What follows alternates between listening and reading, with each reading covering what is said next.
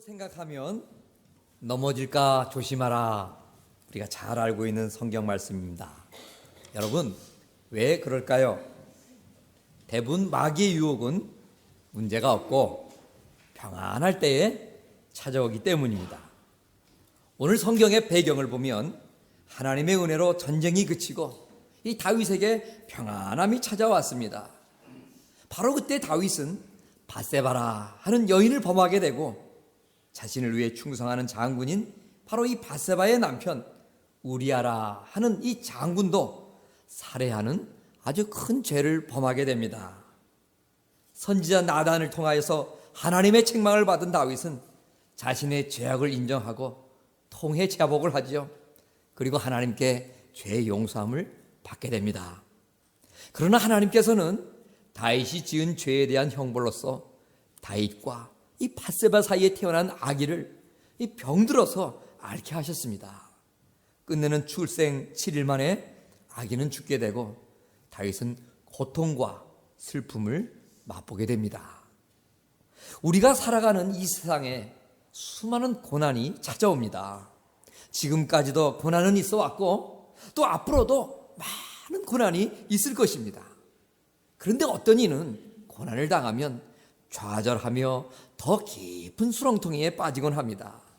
그러나 어떤 이는 고난을 지혜롭게 대처하며 더욱더 성숙되고 발전된 삶을 살아가는 이도 있습니다. 우리는 본문을 통해서 고난을 지혜롭게 대처하며 더욱더 성숙되고 발전된 인생을 살아가는 다윗의 모습을 보게 됩니다. 그렇다면 여러분, 오늘 본문 속에 나타나 있는 이 고난을 당하는 다윗의 모습은 어떠한 모습이었을까요? 첫 번째 우리는 말씀을 보면 고난이 오자 다윗은 자신의 그 발생한 모든 현실을 있는 그대로 받아들이고 있는 것을 봅니다. 19절과 20절 말씀을 보십시오. 다윗이 그 신복들이 서로 수군거리는 것을 보고 그 자기 아기가 죽은지를 깨달았어요. 그리고 그 신복들에게 물었습니다. 아이가 죽었느냐? 죽었다는 대답을 듣습니다. 그 대답을 듣자 20절 말씀을 보세요. 다윗이 땅에서 일어나 몸을 씻었다. 기름을 바르고 의복을 갈아입었다고 말씀하고 있습니다. 여호와의 전에 들어가서 하나님을 경배했다라고 말씀하고 있고요. 다시 자신의 궁전으로 돌아와서 음식을 차리라 명령하고 그 음식을 먹었다 이렇게 말씀하고 있죠. 다윗은 자신의 아기가 중병으로 이 고통을 당하자 하나님 앞에 엎드려서 전심을 다하여서 기도를 했습니다. 그럼에도 불구하고 아이는 태어난 지 7일 만에 죽고 말았습니다. 여러분, 무엇이든지 우리는 예수 그리스도 이름으로 기도하면 응답을 받습니다. 그러나 그 응답은 내 입장에 좋은 응답만이 결코는 아니라는 것입니다. 기도의 응답은 100% 하나님의 입장에서 가장 선하고 좋은 것으로 응답해 주시는 것입니다. 그러므로 때로는 우리가 기도하면 하나님께서 yes 하면서 응답하시지만 때로는 no 하시면서 응답하시기도 하십니다. 본문에서 하나님 다윗의 기도를 이렇게 들어주셨는데 yes가 아닌 no로 응답하신 것입니다. 다윗은 이러한 결과가 바로 하나님의 응답의 결과임을 깨달았습니다. 아기가 낫기를 원했지만 7일 만에 아기는 죽었고 이 아기의 죽음은 바로 하나님의 그 뜻임을 다윗은 알았던 것입니다. 자신의 간절한 기도에도 하나님께서는 이렇게 응답하셨습니다. 주님의 이러한 응답이 떨어지자 다윗은 더 이상 슬퍼하지 않았던 것을 우리는 성경을 통해서 볼 수 있습니다. 20절 말씀을 다시 보니 다윗은 그 아들이 죽음으로 말미암아 다시 땅에서 다시 일어났습니다. 몸을 씻고 기름을 발랐다고 말씀하고 있습니다. 옷을 다시 챙겨 입고 의복을 입고 성전에 가서 하나님 아버지 앞에 경배와 예배를 드렸어요. 그리고 공으로 들어와서 금식을 멈추고 식사를 했다 이렇게 말씀하고 있습니다. 자신의 아기가 죽었으니 여러분 가만히 한번 생각해 보세요. 그 아비 다윗의 슬픔이 얼마나 컸겠습니까? 그러나 그는 슬픔을 억제하고 일어나서 하나님께 경배했던 것을 볼 수가 있습니다. 기도 응답이 자신의 뜻, 자신의 바람과 일치하지 않았다고 하나님께 대항하거나 원망하지도 않았던 다윗의 모습을 볼 수가 있습니다. 그는 아이의 죽음이 하나님의 뜻임을 알고 있는 현실, 벌어진 사실을 그대로 받아들였습니다.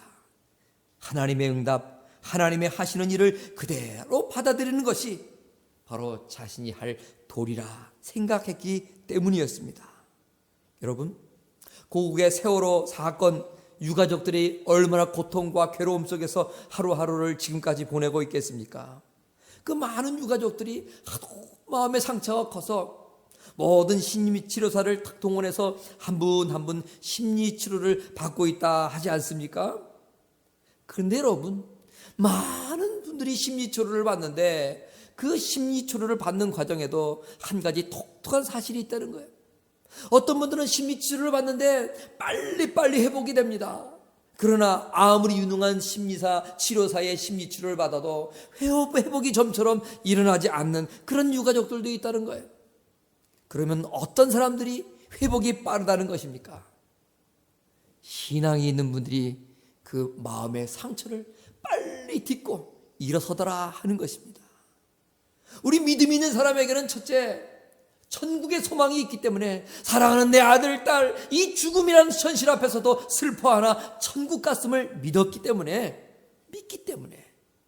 믿음 가운데 다시 일어나더라 하는 거예요. 그리고 그런 현실은 모든 것이 합력하여 선을 이룬다 하는 그런 믿음이 있기에 비록 괴롭고 애통스러운 아들, 딸의 죽음이지만 다른 사람들에 비해서 있는 그대로의 현실을 잘 받아들이더라 하는 것입니다. 여러분, 고난이 찾아왔을 때 하나님께 전심으로 매달린 후 나의 기대와 다른 결과가 찾아왔을 때 우리는 어떻게 반응해야 할까요? 고난이 해결되도록 최선을 다하지만 그 결과는 전적으로 순종해야 된다는 것입니다. 어떠한 기도의 응답이 오더라도 하나님께서 가장 좋은 것을 나에게 주셨다, 그리고 앞으로도 더 좋은 것을 주실 거야 하는 그러한 믿음으로 그 이루어진 사실을 받아들일 수 있어야 돼요. 아멘 하면서 그대로 받아들이느니 그것이 오늘 말씀 속의 다윗이었고 우리가 고통과 환난 속에 또한 지녀야 될 신앙의 태도이다 하는 것입니다. 이것이 바로 믿음 있는 자의 바른 신앙의 자세입니다. 그러므로 우리는 어떠한 환경이 주어지든지 하나님을 찾고 기도하고 어떤 결과가 오더라도 그 결과를 순종하고 범사에 만족하고 하나님의 뜻에 순종하는 믿음의 종이 되어야 된다는 것입니다. 오늘 본문을 보면 다윗은 또 한 가지 고난에 그냥 마냥 눌려있지 않고 그 고난을 극복하고 새로운 마음을 가졌던 것을 보게 됩니다.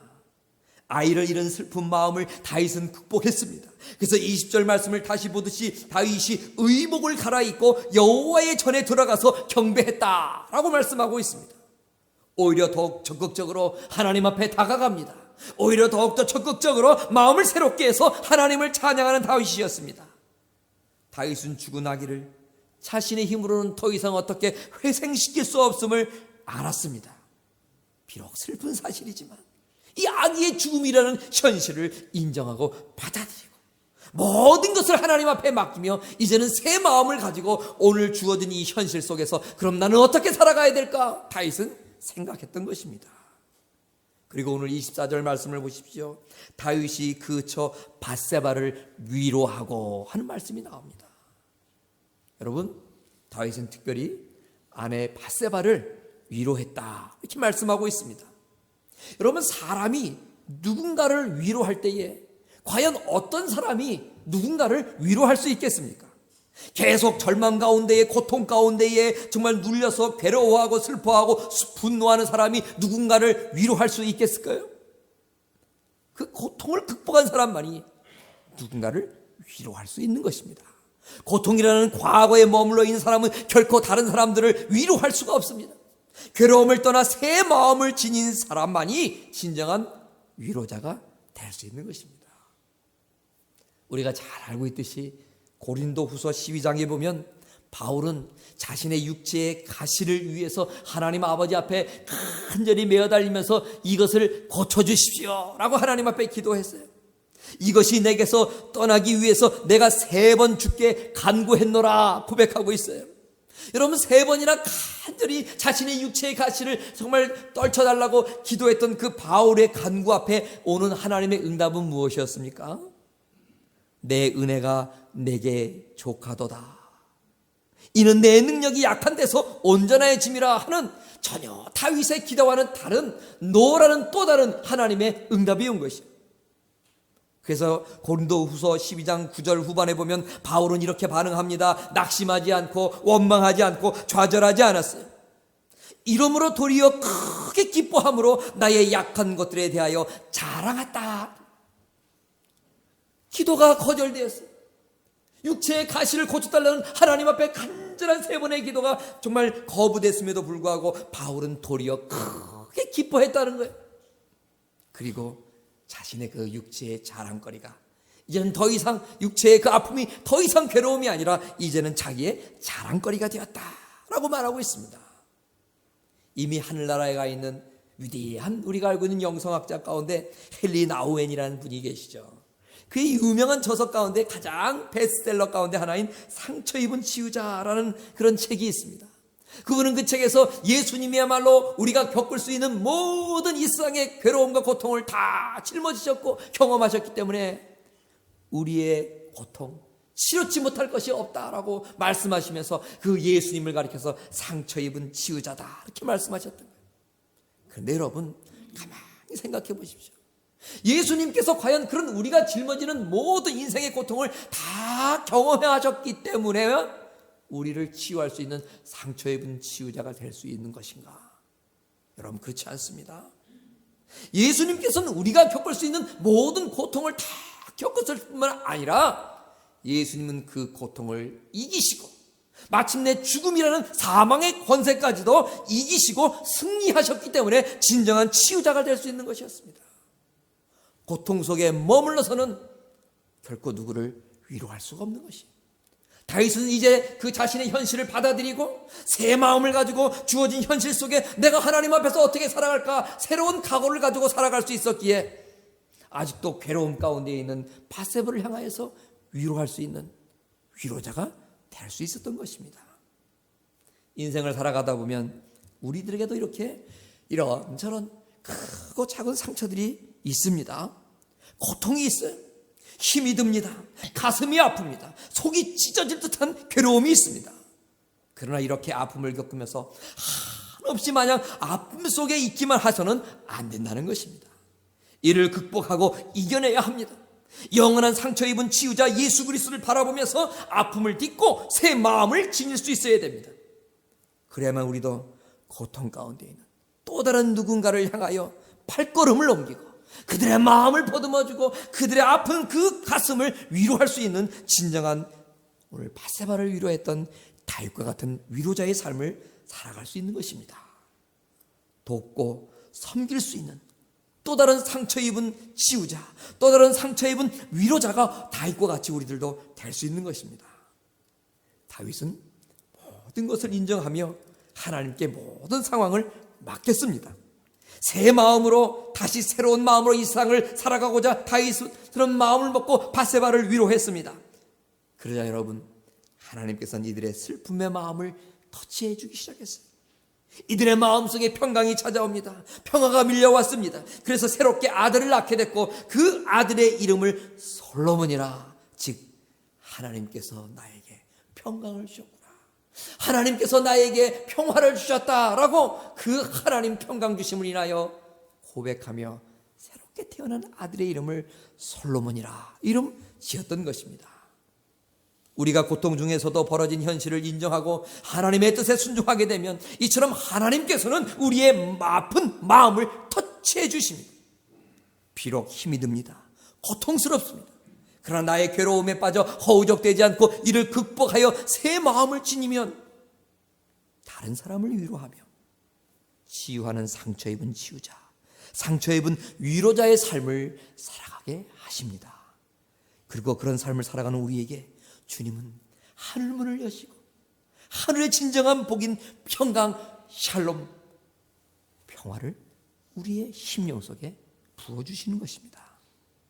여러분, 그러면 어떻게 이러한 고통 속에서 이런 괴로움을 극복하고 이처럼 새 마음을 품고 하나님을 바라며 하나님의 은혜를 덧입을 수 있게 되었을까요? 다윗은 고난이 오자 바로 금식하며 기도했던 것을 볼 수가 있습니다. 오늘 15절 말씀을 보세요. 나단이 자기 집으로 돌아가니라. 우리아의 처가 다윗에게 낳은 아이를 여호와께서 치심에 심히 앓는지라. 이렇게 말씀하고 있죠. 하나님께서는 밧세바가 다윗에게 낳은 아이를 치셔서 심히 앓게 하셨어요. 여러분 생각해 보세요. 이제 갓 태어난 아기가 바로 병에 걸려서 괴로워하고 고통 가운데 있는 겁니다. 아무리 다윗의 죄가 크지만 이렇게 갓난아기 앓게 되는 모습 보니 우리의 마음도 정말 아프기 그지없습니다. 아기의 고통을 바라보면서 아버지 다윗의 가슴은 얼마나 아프고 지금 찢어지겠습니까? 그것도 다름이 아닌 자신의 죄로 인하여서 이 갓 태어난 아기가 이렇게 대신 고통을 겪으니 얼마나 아버지 다윗의 마음이 찢어질 듯 아프겠습니까? 여러분 마찬가지입니다. 사랑하는 아들 다윗이 죄를 짓고 사망의 음침한 골짜기를 거니는 그 모습을 보시는 하나님 아버지의 마음은 또한 얼마나 고통스러우셨을까요? 사랑하는 아들 딸인 우리들이 죄를 지으며 어둠 속에서 살아가는 모습을 보는 또한 아버지 하나님의 마음은 얼마나 아프실까요? 어쩌면 하나님께서는 이 아기의 아픔을 바라보며 괴로워하는 다윗에게 자신의 그 죄, 자신의 죄 지음으로 말미암아 애통하시는 하나님 아버지의 마음을 좀 깨달으라고 하나님은 그렇게 하신 것은 아니실까요? 오늘 16절 말씀을 보세요. 다윗이 그 아이를 위하여 하나님께 간구하되 금식하고 안에 들어가서 밤새도록 땅에 엎드렸다 기도했다는 거죠. 자기 죄 때문에 그러한 고난이 아기에게 찾아왔다는 것을 다윗은 알고 금식하며 땅에 엎드려 밤새도록 하나님께 기도했다는 것입니다. 다윗의 이 같은 행동은 아이가 앓은 지 7일이 되어서 목숨을 잃게 될 때까지 계속되었습니다. 여러분 이렇게 금식하며 기도하는 다윗을 생각해 본다면 다윗은 과연 뭐라고 기도했을까요? 당연히 다윗은 아버지로서 이 아기를 살려달라고, 이 나와서 이게 웬 고생이냐고, 차라리 나를 죽여달라고 그렇게 기도했을 것입니다. 그러나 그러한 기도뿐만이 아니었다. 다윗이 금식하며 밤새도록 땅에 엎드린 기도는 바로 자신의 죄에 대한 철저한 회개의 기도일 것이다. 많은 성경학자들이 이렇게 말을 하고 있습니다. 자신의 죄의 심각성을 깨달으며 후회하고 회개한 처절한 기도였습니다. 자신의 죄로 인하여 고통하는 갓난아기를 보면서 다윗은 철저히 회개하고 있었다는 것입니다. 고통에 빠진 자신의 아기를 위해 간구할 자격조차도 없는 자기 자신. 하나님, 나는 이 아기가 지금 괴로워하고 있지만 하나님 때로는 내 죄를 생각하면 이 아이 낫게 해달라는 그런 기도조차 할 수 없는 나는 죄인입니다. 하나님, 나는 죄인입니다.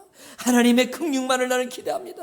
하나님 불쌍히 여겨주시옵소서. 불쌍히 여겨주시옵소서. 이렇게 기도했을 것입니다. 오늘 본문 앞부분을 보면 다윗은 자신의 죄를 지적하는 나단 선지자 앞에서 내가 여호와 앞에서 여호와께 죄를 범하였다 이렇게 고백을 합니다. 그리고 회개했습니다. 그러나 여러분 생각해 보세요. 다윗의 진정한 회개는 과연 어느 때 일어났을까?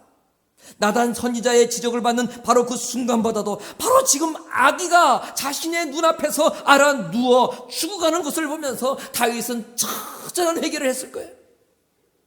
아기가 하루 이틀, 날이 지나면 지날수록 더 아파갑니다. 날이 지나가면 더욱더 아파하는 아기를 보면서 다윗은 자신의 죄를 더욱더 깊이 뉘우치고 또 뉘우쳤을 것입니다. 그래서 그는 그런 괴로움 속에 하나님 앞에 기도하던 그 시편 51편의 말씀을 보면 하나님 대저 저는 내 죄가를 압니다. 내 죄가 항상 내 앞에 있어요. 하나님 내가 죄인입니다. 내가 죄인입니다. 하나님 죄로 가득한 내 속에 하나님 정한 마음을 창조하여 주시고 죄로 물든 내 마음에 하나님 정직한 영을 다시 한번 새롭게 해주세요 하고 간절히 기도했던 것입니다. 시름시름 앓고 있는 자신의 아기를 바라보면서 자신의 범죄에 대한 뼈저린 후에 회개 통해 자복의 기도가 이 밤새 엎드려 있는 다윗 그의 심령에서 터져 나왔을 것입니다. 하나님께서는 성도들이 고난을 당하면 다윗과 같이 이처럼 먼저 하나님 앞에 엎드릴 것을 원하십니다. 전심으로 하나님을 찾고 부르짖기를 원하고 계시는 것입니다. 예레미야 29장 12절 13절을 보면 너희는 내게 부르짖으며 와서 내게 기도하면 내가 너희를 들을 것이라 하나님 말씀하셨어요. 너희가 전심으로 나를 찾으면 나를 만나리라 하나님 말씀하셨습니다. 이 바빌론의 포로가 되어서 고통 가운데 살아가는 그 이스라엘 백성들에게 하나님께서 내가 너희의 그 포로된 삶을 석방시켜주고 해방시켜주고 자유케 해주겠다 먼저 말씀하지 않으셨어요. 그런 괴로움 속에 있는 이스라엘 백성들을 향해서 하나님께서는 뭐라고 그러셨어요? 내게 와서 부르짖으라. 내게 와서 기도하면 내가 들어줄 것이다. 나를 전심으로 찾아라. 그러면 내가 너희를 만나주겠다 하면서 올 것을 하나님 만나는 데 힘쓰라. 나를 찾아와라. 내게 와서 기도하고 부르짖으라. 나를 구하라 라고 먼저 그들에게 말씀해 주셨습니다. 옛날에 서대문에 가면 영천시장이라 하는 시장이 있었는데 여러분 기억하는지 모르겠어요. 그 영천시장에 가면요 다른 시장에 비해서 유난히 콩나물 장수들이 많았습니다. 그런데 그 여러 콩나물 장수하시는 아주머니 가운데 유독히 믿음이 좋은 한 아주머니가 계셨어요. 그래서 이른 아침부터 정말로 그냥 일어나서 콩나물 여러 시루에 물을 주시고 그 중에서 제일 성숙한 콩나물 한 솥 이고 나오셔서 그냥 시장으로 가는 거예요. 근데 이 아주머니께서 그 영천시장으로 콩나물 시루를 들고 시장으로 가기 전에 꼭 한 군데 들리는 곳이 있었는데 그건 바로 자신이 섬기는 예배당이었어요. 그 예배당에 울리는 땡그렁 땡그렁 종소리를 들으면서 그 아주머니의 발걸음은 예배당으로 향했고 그 자리에서 간절히 콩나물 시루를 옆에 놓고 물을 불러 기도했던 뭐라고 기도했을까요? 하나님 오늘도 이 콩나물 시루 다 팔리게 해주세요. 정말 찢어지게 가난한 우리의 삶이 좀 더 주님의 은혜로 피어지길 원합니다 라고 기도하지 않았어요. 아들 딸들 믿음 가운데 잘 성장해서 어떤 삶을 살아도 하나님의 믿음의 장중에 붙잡혀서 믿음 가운데 살아가는 주님의 도구로 쓰임받게 해주세요. 잘 살든 못 살든 그건 하나님의 뜻이지만 정말 하나님의 뜻에 붙잡힌 우리의 자손들 되게 해주세요. 그렇게 기도했어요. 그 중에 한 아들이 장성해서 회사를 차렸는데 제약회사를 차렸어요. 그래서 이름을 뭐로 할까 했는데 자신의 이름이 이종근이었어요. 그래서 이름을 종근당이라고 회사 이름을 지었어요. 그리고 회사의 로고를 또 뭐로 할까 가만히 기도하는데 갑자기 저 멀리서 이른 새벽부터 어머니께서 콩나물 시루 들고 땡그렁 때렁 울려버리는 예배당 종소리를 들으며 나가서 기도하던 그 모습이 탁 생각이 나는 거예요. 그러면서 그 이종근 초대 회장님은 그 회사를 지으면서 회사의 심볼을 예배당에 울려 퍼지는 종소리를 생각하며 종으로 만들었어요. 여러분 아마도 한국에서 신앙생활을 하시고 한국에서 오래 지내신 분들 종근당이라는 제약회사 아시고 그 회사의 로고 심볼 종 모습 기억하시는 분 계실 것입니다. 인생의 괴로움 속에서 다윗은 먼저 하나님 앞에 간절히 엎드려 기도했습니다. 금식하며 기도했어요. 우리의 삶이 힘들고 어려울 때 여러분 과연 우리들도 제일 먼저 해야 될 것이 있다면 그것이 무엇일까요? 하나님 만나는 일입니다. 그리고 그분께 간절히 기도하는 일입니다. 요즘 여러분들은 하루의 시작을 어떻게 시작합니까? 어떤 분들은 TV를 켜면서 하루를 맞이합니다. 어떤 분은 신문을 펴 읽으면서 하루를 시작합니다. 요새는 또 이 스마트폰이 유행이라 많은 적지 않은 분들 눈 뜨자마자 스마트폰 딱 켜고 어떤 메시지가 왔는가 어떤 사건이 있는가 이 전화기와 함께 하루를 시작하는 분도 없지 않아 있을 것입니다. 주님 만나는 일로 하루를 시작해야 됩니다. 특히 예배당에 나와서 주님과 만남으로 하루를 열어가는 일은 너무나 소중한 일입니다. 힘들고 어려운 날마다의 삶이기에 우리 모두는 그럴수록 주님 앞에 정말 주님 만나기를 사모하고 주님께 기도하기를 간구해야 됩니다. 이렇게 주님을 만나며 주님께 기도하는 것은 어려운 이민자의 삶을 살아가는 우리들로서 결코 소홀히 해서는 안 되는 매우 중요한 경건의 삶입니다. 요즘 어떤 어려움으로 여러분들은 힘들게 살아갑니까? 여러분 가운데에 여러분의 삶을 어렵게 하는 것은 무엇입니까? 그 고통을 인정하고 받아들이십시오. 그리고 상처 입은 치유자 예수 그리스도를 바라보면서 그 고통 속에서 일어나시길 바랍니다. 일어난 현실이 바뀔 수 없음을 깨닫고 그것을 통해서 또 다른 하나님의 축복이 임할 것을 여러분들이 믿고 그것을 있는 그대로 받아들이시길 바랍니다. 하나님의 기도는 예수만이 응답이 아니라 때로는 내 입장에서 보면 너도 하나님의 입장이라는 것을 우리가 깨닫고, 하나님은 언제나 우리에게 가장 좋은 것, 선한 것을 응답하시는 분이심을 믿고, 오늘 비록 내가 괴롭고 오늘 비록 내 마음에 들지 않고 오늘 비록 하나님 아버지부터 온 기도의 응답이 내 마음에 흡족하지 않더라도 그것이 가장 좋은 것이라는 것을 내 마음속에 아멘 하면서 받아들여야 돼요. 그래서 마음을 새롭게 하고 주어진 현실 속에서 어떻게 더욱더 성숙한 그리스도인으로 어떻게 더욱더 하나님을 예배하며 살아갈까, 의복을 갈아입고 성전을 향하여 하나님께 경배했던 다윗과 같은 삶을 우리도 살아야 되는 것입니다. 시편 73편에 보면 하나님께 가까이함이 복이라 이렇게 말씀하고 있습니다. 어떠한 어려움이 우리를 힘들게 할지라도 하나님께 가까이하며 하나님께 가까이 나가 기도할 때, 솔로몬 하나님께서 내게 평강 주셨다, 솔로몬 하나님께서 나에게 평화를 주셨다, 우리 정말 아들의 그 이름을 지어서 고통 중에 복 주신 하나님을 찬양하며 간증했던 다윗과 같이 우리들의 삶 속에서도 그 고통은 마침내 물러가고 하늘의 평강, 하늘의 평화가 우리의 심령에 가득 밀려올 줄을 믿습니다. 기도하겠습니다.